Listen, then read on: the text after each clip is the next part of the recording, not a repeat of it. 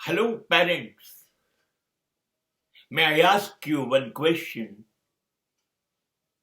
Are you a friend of your children or not? માતા પિતાને મારો એક સીધો સાદો પ્રશ્ન છે.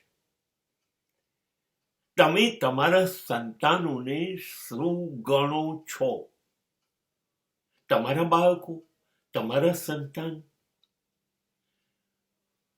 એ શું તમારું અધિકાર ક્ષેત્ર છે?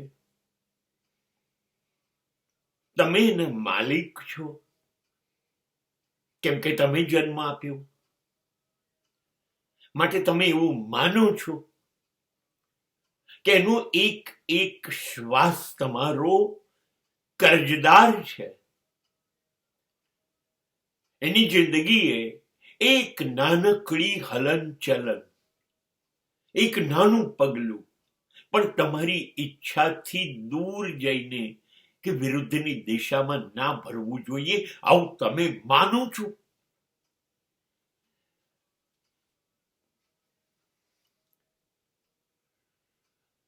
જો તમે આવું માનતા હોય તો યાદ રાખો, તમે 25 વર્ષ બાદ તમારી જિંદગીને નરક બનાવવાનું આયોજન કરી કાઢ્યું છે.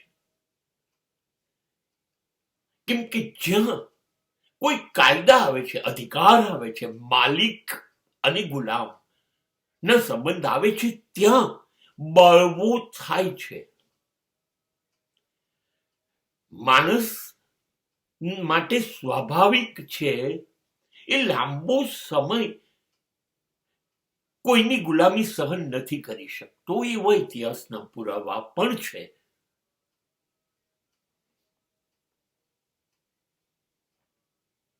પચીસ 30 વર્ષ રહીને જ્યારે એના પગ ઉપર ઉભો થઈ જશે, શક્તિશાળી થઈ જશે, એની વિચારવાની, એની જીવવાની, એની આર્થિક, શારીરિક બધી શક્તિઓ જ્યારે ચરમસીમા પર આવી જશે, ત્યારે એને ખબર પડશે કે એને પાંખો ફડફડાવવાની છે. એ પાંજરાનો પોપટ નથી. એ શું કરી રહ્યો હતો? અને એની નજર તરત પડશે કે મારી જોડે શું થઈ ગયું. ત્યારે એને ખબર પડશે કે મારી જોડે આ બધું નહોતું થવું જોઈએ, એ મારા મા બાપે કર્યું. બસ. And this is called generation gap. At the same time, he will refuse to listen you. He will refuse to follow you. અને કુટુંબની શાંતિ ખતમ. તમારી શાંતિ ખતમ. એક જ ઘરની અંદર અનેક દિવાલો ચણાઈ જશે. માટે શાસ્ત્રોએ એવું કહ્યું છે કે દીકરીને માની ચંપલ થવા માંડે અને દીકરો બાપના ખભે પહોંચી જાય, એ પછી એને દીકરો દીકરી ગણવાના બદલે મિત્ર ગણવા. They will be your friend.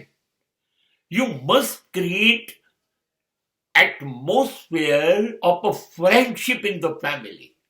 બેટા, હવે તમે મિત્ર છો. હવે તમારે તમારી મરજી મુજબ, તમારી આવડત મુજબ જિંદગી જીવવાની છે. બોલો, હું તમને શું મદદ કરી શકું? અમે તમારી સાથે છે. તમે તમને મન ગમતા સ્વપ્ન જુઓ અને એને એ રીતે સિદ્ધ કરો. તમારી વિચારધારા, તમારી જિંદગી તમારી માલિકીની છે. બેટા, તમને ગમે એવું કરો. અમે તમને ક્યાંય નડીશું નહીં, ટેકો કરીશું. અમે we are silent observer. We love to see. તમે કેવી રીતે વિકસો છો, તમે કેવી રીતે આકાશની ઊંચાઈઓને અડી જાઓ છો, એ અમે જોઈશું. અરે બેટા, અમારી ક્યાંક જરૂર હોય તો અમને કહેજો. તમે અમારા સંતાન છો, એ મારું ગૌરવ છે. બેટા, ખુલ્લા થઈએ. Be opened. Let us communicate everything. Nothing will be disputed in our relation. કોઈ મતભેદ હોવો જ ન જોઈએ. હા, તમને જે લાગે એ વિચારો કહી દેજો. બસ અમે તમને અનુકૂળ બનીશું. હા, તમારી કદાચ ક્યાંક ભૂલ થતી હશે તમારા આયોજનમાં, એ ખૂટતું હશે તો અમે તમને નાનકડું સૂચન કરીશું, આ દિશામાં ન જવાય. ભૂતકાળમાં અમારો અનુભવ આ બાજુનો આ પ્રમાણેનો છે, તમને યોગ્ય લાગે તો સ્વીકારજો. અમારું દબાણ નહીં હોય. આપણે એક સારા મિત્ર છીએ. બસ આ જે દિવસે ઊભું થશે એ દિવસે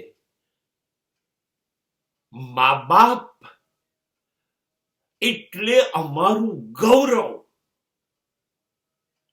અમે જે કંઈ છીએ અમારા મા બાપને લીધે છે, એટલે એ લોકો જાતે બન્યા હશે છતાંય બધું તમારા ચરણોમાં મૂકી દેશે. But you required to give them maximum friendship, to give them maximum freedom.